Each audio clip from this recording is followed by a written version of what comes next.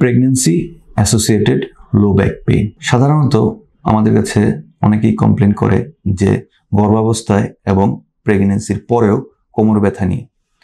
Pregnancy associated low back পেইনের সবচেয়ে commonest cause হচ্ছে pelvic girdle pain.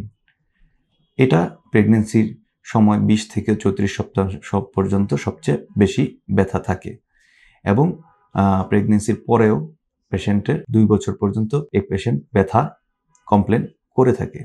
এছাড়াও বিভিন্ন কারণে pregnancy associated low back pain হতে পারে, যেমন হরমোনাল চেঞ্জেস এবং প্রেগন্যান্সির সময় রিল্যাক্সিন নামে একটা হরমোন রিলিজ হয় যা প্রেগন্যান্সির লো ব্যাক মাসল এবং লিগামেন্টগুলোকে ল্যাক্স করে দেয়, যার কারণে কোমর ব্যথা হতে পারে। এছাড়াও প্রেগন্যান্সির আগে যেসব পেশেন্টের কোমরে ইনজুরির হিস্ট্রি আছে এবং প্রেগন্যান্সির আগেই যাদের কোমর ব্যথার হিস্ট্রি আছে, পেশেন্ট যারা ইমোশনালি পেশেন্ট কোনো চাপের মধ্যে থাকে ইত্যাদির কারণে প্রেগন্যান্সির সময় এবং প্রেগন্যান্সির পরে লো ব্যাক পেইন হতে পারে।